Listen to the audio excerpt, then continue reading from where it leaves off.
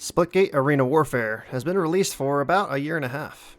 With Season 3 well underway and a possible console release looming, it's time I deliver more tips and secrets to you guys. My plan is to share my knowledge about Splitgate through my YouTube channel, so if you want to see more, make sure to subscribe. There's a lot to learn about the game, so let's start with talking about the weapons. Don't be surprised if you already know a lot of these, but also make sure to have an open mind if you don't. Today, I present 10 weapon secrets and tips that you must know about to be competitive. First up, BR punching. The battle rifle is my favorite weapon in the game, and for good reason. It can be used effectively at long and close ranges.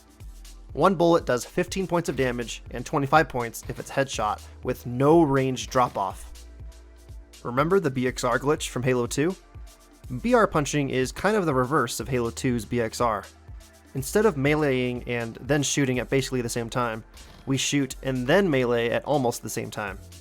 As you know, a normal melee hits for 50 damage, so if we do the math, we only need 2 BR headshots or 1 headshot and 2 normal hits to deal at least 100 damage for a kill. Here's how it works. When you fire a BR, all 3 rounds of the burst will fire even if you initiate a melee before the burst finishes. The best part is the melee's lunge, which will automatically help line up your aim to your target. It won't matter if your opponent is strafing or moving a lot, the lunge will usually stay focused on its target. So, if your crosshair is already on an enemy's head, you basically have an automatic kill. If your crosshair is at least horizontally aligned with their head, firing and meleeing should still land you 2 headshots because of the lunge. Next up, plasma cooldown. The plasma rifle can shoot 20 continuous bolts in a row before it overheats. When you're in a fight with an enemy, there's no reason to space out your shots to extend the 20 shot limit, so just let it rip. If you do happen to overheat, just switch to another weapon. While your weapon is swapped, the plasma rifle will be cooling down on its own, just as if you were holding it out. If you come from Halo and have used its plasma rifle, you probably instinctually do this already. BFB Lunging. Chasing someone with the bat and barely being out of range can be very frustrating. Luckily, there's a way to extend that range even further. For some reason, the lunging range grows in a ring around the enemy. We know this is the case if we look at when the bat glows versus when it doesn't. The same thing happens with normal melees, but to a lesser degree. So next time you need to close the distance a little more, target your enemy off center. You will need to practice this to get used to how this works, so hit the practice range and try it out for yourself. Shotgun spread. When I was researching the shotty for this video, I was surprised to find out that it was even more lethal than I thought. The shotgun consistently shoots 7 pellets in a hexagon shape, making it more reliable to kill enemies than shotguns from other games with a random spread. Each pellet does 25 points of damage within 7.5 meters, meaning you only need 4 pellets to meet your target for a clean kill.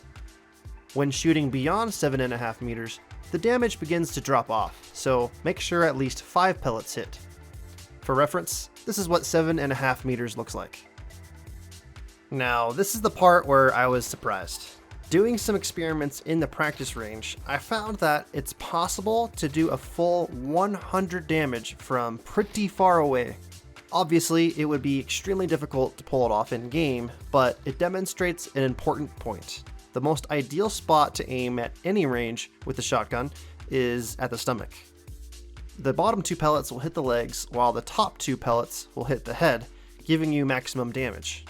Even if you are out of range for a one-shot kill, it's actually not a bad idea to start a fight off with the shotgun and then finish them off with your other weapon.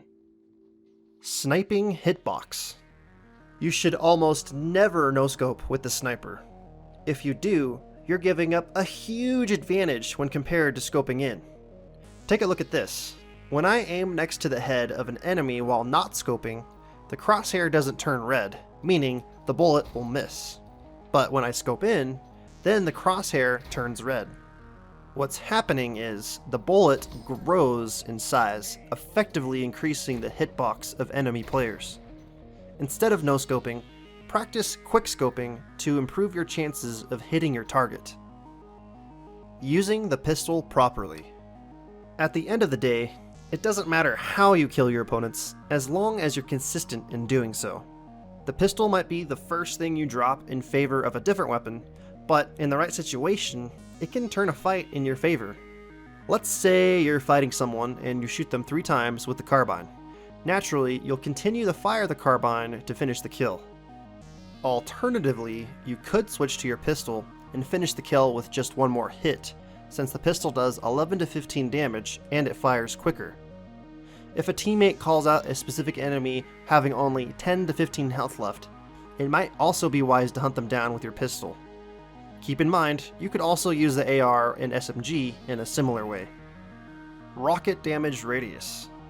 Have you ever shot a rocket at someone only for it to partially damage your enemy and leave you wondering how they didn't die? The tight explosion radius can explain why that is. The rockets do 150 damage up to 4 meters away, and then it begins to drop off. Take a look at how much the damage counter changes when I only slightly adjust my aim. At first, the damage still exceeds 100 damage, making the effective kill radius larger than 4 meters, but it quickly drops below 100 beyond that. The good news is, the damage drops off to a minimum of 50, so if you got a hit marker but no kill with the rockets, a couple hits with the carbine or a melee will guarantee you a frag. Using the Railgun. This is more of a tip than a secret, but when using the Railgun, don't be afraid of wasting ammo. In the past, the Railgun had 5 shots and a bigger hitbox. Now it only has 4 shots and a smaller hitbox. It's harder to use, but in the right hands, a lot of fights can be won. Ideally, you want to get all 4 kills. However, making sure the Railgun is empty so the other team can't steal it from you can be even more important. Let's say you only get 1 kill and miss 3 times with the Railgun. Those are 3 shots of a power weapon you're depriving the other team of. Honestly, this strategy can pertain to any power weapon, but it applies to the Railgun especially because players tend to conserve the Railgun more than other weapons. EMP Grenades. Like the rocket launcher, EMP grenades have an explosion radius, but unlike rockets, its effects can go through walls and other collision. Take this cube for example.